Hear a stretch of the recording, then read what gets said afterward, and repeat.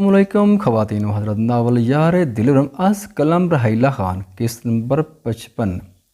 Khan Roshan special.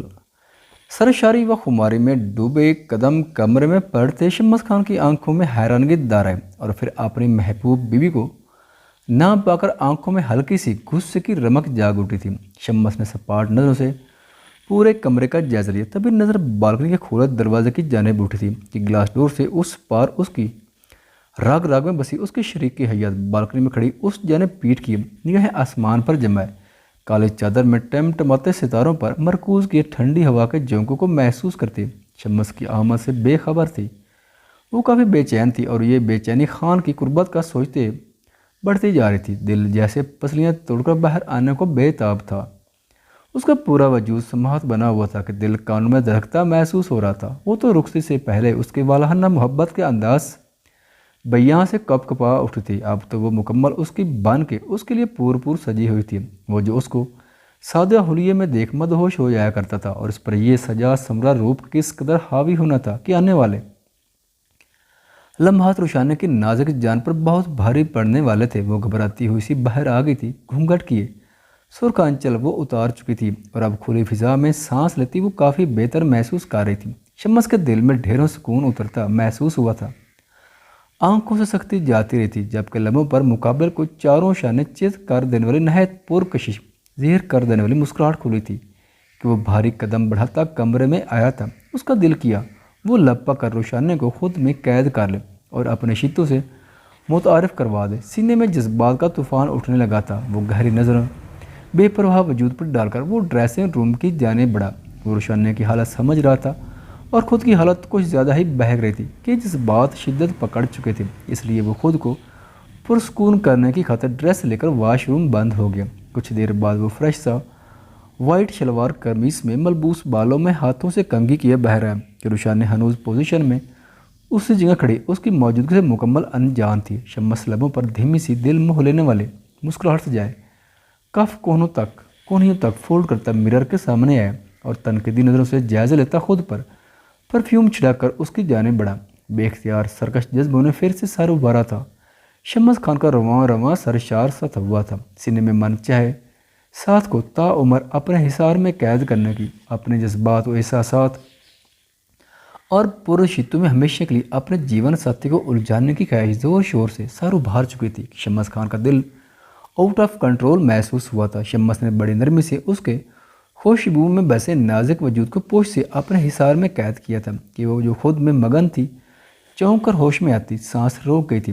شمس نے مسکرا کر اس کو یوں ساکت و جامع دیکھا، اور اس کے پیٹ پر ہاتھوں کی گرفت مضبوط کرتے اسے شدت سے خود میں بھینچا تھا کہ روشانے نے یکدم رکی سانس بحال کی تھی۔ تبھی شمس نے جھک کر اپنا گال اس کے گال سے مس کرتے دل فریب انداز میں سرگوشی کی۔ ادائیں حشر جگائیں وہ اتنا دلکش ہے، خیال حرف نہ پائیں وہ اتنا دلکش ہے، ستارے توڑ کے لانے کی کیا ضرورت ہے، ستارے دوڑ کے آئیں وہ اتنا دلکش ہے کہ روشانے نے دم سدے اس کو سن رہی تھی۔ تبھی شمس نے بیئرڈ اس کی گال پر سہلاتے اسے ہوش کی دنیا میں لے آیا۔ راہ فرار ناممکن حیات وصل کی راحت مبارک جانم۔ شمس نے گمبرتن سرگوشی کرتے روشانے کو یہ خوبصورت رات کی مبارک باد دیتے اس کی دھڑکنیں سینے میں الجھا دیتی کہ وہ بخوبی اس کی سانسوں کی رفتار اس کی حالت کا اندازہ لگاتا بے خود ہوا چلا تھا۔ تبھی شمس نے اس کو باہوں میں قید کیے، اس کے ہاتھوں میں اپنے ہاتھوں کی انگلیاں ڈالے، اس کی پوش سینے پر محسوس کرتے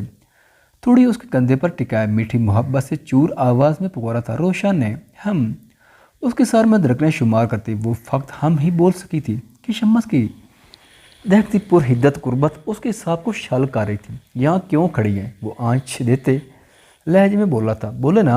اس کو خاموش پا کر شمس نے اس کے بیٹ پر انگلی کو دباؤ بڑھا کر بولنے کا اشارہ دیا۔ وہ مجھے گھبراہٹ ہو رہی خان، وہ سرگوشی میں بہت مدھم آواز میں بولے۔ شمس کو مزید خود کا دیوانہ کر گئی تھی۔ شمس نے ہنکارا بھرا اور اسے ساتھ لیے پاس پڑی کرسی کی جانب آیا۔ تبھی خود چیئر پر بیٹھ کر روشانے کو اپنی گود میں بٹھاتے اس کا رخ اپنی جانب کیا کہ وہ اس اچانک افتاد پر ہڑبڑا سکی۔ اس سے پہلے وہ اٹھتی شمس اس کی ویسٹ پر گرفت مضبوط کر چکا تھا۔ روشانے انگلیاں مروڑتی لرزتی ہوئی سی نظریں جھکائے بیٹھی تھی، جبکہ شمس خان کی پیاسی نظریں گویا یوں جمی تھی جیسے پیاسے کو کنواں ملا اور وہ جیپ بھر کر اپنی پیاس بجھا رہا۔ شمس کی والانہ محبت چھلکاتی مخمور دیوانگی سموئے گہری دل نشی آنکھیں اس کے نقوش کو تاک رہی تھی، گویا حفظ کر رہی تھی۔ زیورات سے لدی برائڈل میک اپ میں وہ پریوں کی رانی لگ رہی تھی۔ آپ مجھے ایسے نہ دیکھیں، روشا نے لرزتی پلکوں کی جھلمل کرتی کانپتی آواز میں بامشکل گویا ہوئی کہ اس کی محبت برساتی بولتی نظریں خود پر محسوس کرتی۔ روشانہ کی ہمت جواب دیتی وہ کس قدر اس کا دیوانہ تھا۔ پچھلی ملاقاتوں میں روشانہ کو اپنے عمل سے اچھی طرح بتا چکا تھا۔ کیسے؟ شمس نے لب دانتوں تلے دبائے، اس سے استفسار کیا جیسے ابھی دیکھ رہے ہیں۔ وہ کچھ جھنجھلا کر بولے، آپ میری پراپرٹی ہیں، میرا حق ہے آپ کو دیکھنے کا، چھونے کا۔ اور وہ رکا اور تھوڑا سا اس کی جانب جھک کر اس کے کان میں سرگوشی کی تھی کہ یک روشانہ کا چہرہ سرکنداری ہوا تھا۔ شمس کی معنی خیزی بے باک بات پر روشانہ کو وجود سے جیسے تپش سے نکلتی محسوس ہوئی تھی، جبکہ دھڑکنیں ہاتھ درجہ منتشر ہوئی تھی۔ شمس نے بغور اس کا سنتا مکھڑا دیکھا تھا۔ اپنے قرب کی لالی دیکھ کر شمس خمار میں بہکا چلا تھا۔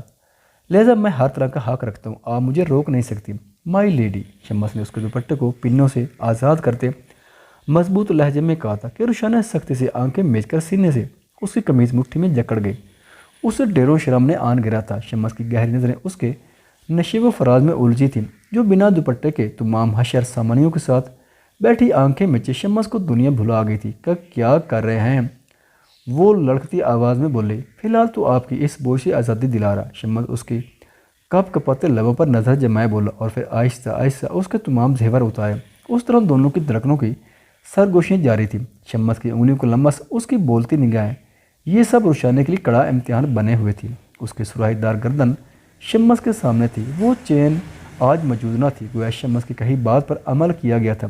اس نے انگوٹھے سے اس کی گردن سہلائی، ماں مجھے چینج کرنا ہے، یہ بہت بھاری ہے۔ اس کے لمس پر گھبراتی وہ جلدی سے بولے، تبھی شمس ضبط کھوتا اس پر جھکا، اس کے عنابی ہونٹوں کو اپنے لبوں میں قید کیے، ایک ہاتھ اس کی کمر میں ڈال کر اسے سینے میں بھینچے، جبکہ دوسرے سے اسے بالوں کو کھولے۔ وہ جنون خیزی سے اس کے لبوں کو قید کی، سانسیں بری طرح الجھا گیا تھا کہ روشانہ کی آنکھیں پھٹنے کی حد تک پھیل گئی تھی۔ بے اختیار وہ اس کے کندھے کو تھام گئی تھی، لمحہ بلمحہ اس کی شدت اور پکڑ میں سختی آتی گئی تھی، جبکہ روشانہ سانس لینے کے لیے تڑپتی کسمس آئی تھی۔ اس کے سینے سے لگی اپنی اور اس کی دھڑکنوں کو ایک ہی لے پر رکھتا محسوس کر رہی تھی، جبکہ شمس کا ہاتھ مسلسل اس کی کمر پر سرکتا، اس کے رہتے ہوش بھی اڑا دے رہا تھا۔ تبھی وہ اس کے لبوں کو آزادی دیتا، اس کی بیوٹی بون سے تھوڑا نیچے لب رہ گیا تھا کہ روشانہ کپ کپا اٹھی تھی۔ اس کے لبوں دست کی حرکت پر روشانہ نڈھال سے ہو اٹھی تھی، اس سے پہلے کہ شمس کے لب سر سراتے ہوئے حدود پار کرتے روشانہ نے اس کے شانوں کو بری طرح جھنجھوڑا تھا۔ دونوں کی سانسوں کی آوازوں سے یک الگ سرور بخش مدہوش ماحول چھایا ہوا تھا۔ روشانہ کے جھنجھوڑنے پر وہ ہوش میں آتا بنا کچھ بولے اسے باہوں میں اٹھائے کمرے کی جانب بڑھا، جبکہ روشانہ سانسیں ہموار کرتی سر اس کے سینے سے ٹکا گیا۔ جہاں چینج کر رہے ہیں وہ اسے واش روم کے دروازے کے قریب کھڑا کرتا بولا، جبکہ شرم جھجک کے بحث روشانہ سے بولنا محال تھا کہ وہ سیکنڈ کی دیر کیے بنا واش روم بند ہو گئے۔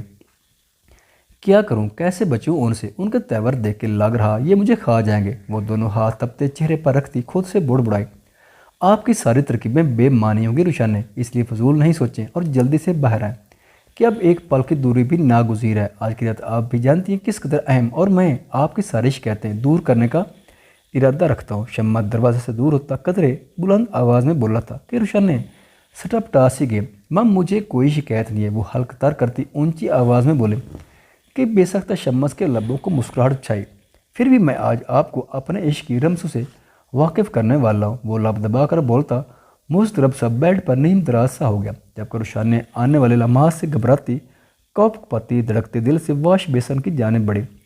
فیس واش کرنے کے بعد چینج کرنے کی گھر سے نظر واش روم میں لٹکے ڈریس پر پڑی تو وہ کانوں تک سرخ ہو گئی۔ یہ سلیو لیس نائٹی تھی جس کا آگے اور پیچھے پرپل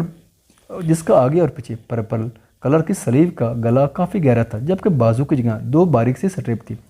میں یہ کیسے پہن کر باہر جاؤں؟ وہ رونسی ہوئی خان شمس اچھی طرح جانتا تھا کہ وہ آواز کیوں دے رہی ہے۔ نو ایکسکیوز روشانہ، آپ یہی پہننے والے، اگر مشکل ہے تو مجھے بتائیں۔ جبکہ روشانہ کا تو منہ ہی کھول گیا، گویا وہ پہلے سے ہی جانتا تھا۔ تبھی چاروں نچار وہ نائٹی پہنتی خود کو آنے والے لمحات کے لیے تیار کرتی کچھ توقف کے بعد باہر آئے۔ وہ جو بے چین سا لیٹا اس کے انتظار میں تھا کہ روشانہ کو دیکھ کر سانسیں تک روک گیا، جو پرپل نائٹی میں قیامت خیز شعاع بخیرتے وجود میں انتہا کی پیاری لگتی، نچلا لب داندوں تلک اچار رہی تھی جبکہ اس کے وجود کی رینائیاں نائٹی سے چھلک رہی تھی۔ تبھی شمس گہری سانس بھر کر اس کی جانب آیا۔ لمحے کی دیر کیے بغیر وہ اسے باہوں میں بھرے بیڈ پر لٹا کر گھنے بادلوں کی مانند اس پر چھا گیا تھا۔ آپ مجھے پاگل کر رہی ہیں اور اب آپ پر یہ پاگل پن سہنا لازم ہوگا۔ اس کے چہرے کو والہانہ لمحہ سے مہکاتا مخمور آواز میں بولا، آپ کو اتنی محبت تھی تو ملنے کیوں نہیں آئے؟ وہ بمشکل دل کی بات لبوں پر لے آئے جبکہ شمس خان اس کے سوال پر مسکرا دیا تھا، تو کیا آپ کے بیڈ پر پڑی سلوٹیں بھی آپ پر یہ راز عیاں نہ کر سکیں؟ شمس نے اس کی گردن میں چہرہ چھپاتے استفسار کیا کہ روشانہ کی آنکھیں پھیل گئی۔ ماں مطلب میری جان، میں ساری رات آپ کے پاس گزارتا تھا، کچھ عرصے کے لیے میں نہیں آیا تھا ورنہ میری راتیں آپ کے سانگ گزری ہیں۔ شمس خان بوجھل آواز میں روشانہ کو حیرت کے سمندر میں ڈوب گیا تھا، تو کیا آپ نے میرے شش بس آپ کو دیکھنے آتا تھا، چاہ کر بھی آپ کو محسوس نہیں کر سکا، اور آج آپ میری باہوں میں میرے صبر کا انعام ہے میری جان۔ شمس سے دور ہوتا محبت سے بولا۔ جب روشانہ کو اپنے پیر پر اس کی انگلیوں کا لمس محسوس ہوا کہ اس نے فٹ آنکھیں کھولے، شمس نے نہایت خوبصورت پیر اس کی پاؤں کی زینت بنائی تھی اور جھک کر اس پیر پر لب رکھے۔ اسے کبھی خود سے جدا مت کیجیے گا، شمس نے اس کی آنکھوں میں جھانک کر گمبھیر آواز میں کہا کہ روشانہ نظریں جھکا گئی۔ وہ اس کی نظروں کے معنی پڑھ کر کپ کپا سی گئی تھی۔ یہ میری محبت کی زنجیر ہے جس کی قید سے آزادی ناممکن ہے، مجھے چوم کر، مجھے تھام کر، میری شیتوں میں قیام کر، اے دل ربا نازک ادا تجھ پر فدا، ایک شب تو میرے نام کر۔ روشانہ کیا مجھے آپ کے قریب بے حد نزدیکی، آپ کی روح تک کو محسوس کرنے کی اجازت ہے؟ کیا مجھے اجازت ہے کہ میں ہمارے درمیان تمام پردے گرا کر ہمیشہ کے لیے آپ کو اپنے وجود کا حصہ بنا لوں؟ کیا مجھے اجازت ہے میں سانس بن کر آپ کے سینے میں اتر جاؤں؟